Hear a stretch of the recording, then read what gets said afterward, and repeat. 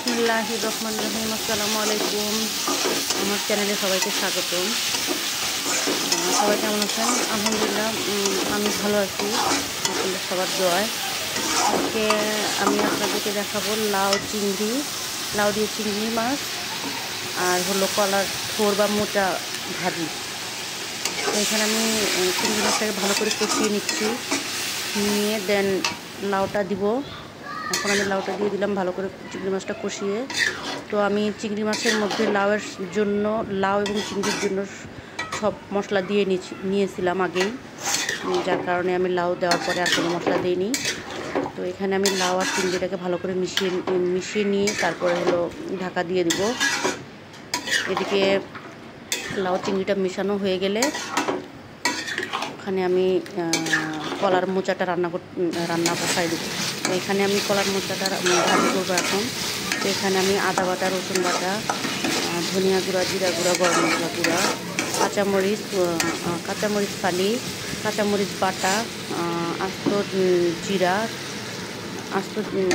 জিরা, তারপরে হলো পাঁচফোড়ন, আস্ত এলাচ, দারুচিনি, তেজপাতা, একটা শুকনো মরিচ দিয়ে এবং লবণ দিয়ে ভালো করে মশলাটা কষিয়ে দেন আমি কলার মোচা বাটাটা আমি ঢেলে দিলাম। তো কলার মোচাটা আমি আগে সামান্য লবণ এবং হলুদ দিয়ে সিদ্ধ করে নিয়েছিলাম, হালকা করে সিদ্ধ করে নিয়েছিলাম, নিয়ে পানি ঝরিয়ে দেন আমি ব্লেন্ডারে ব্লেন্ড করে নিয়ে তারপরে আমি এখানে রান্না করতেছি। কলার মোচাটা ভালো করে মিশিয়ে নিচ্ছি। মেশানো হয়ে গেলে তারপরে এই পাশে আমার লাউটা হয়ে এসেছে, প্রায় লাউয়ের ঝোল কমে এসেছে, লাউটা রান্না প্রায় কমপ্লিট। তো এদিকে আমি কলার মোচাতে হালকা একটু পানি দিচ্ছি যাতে লেগে না যায়। তো এটা ভাজি করতে হবে অল্প, মানে মিডিয়াম জালে আমি ভাজি করতেছি।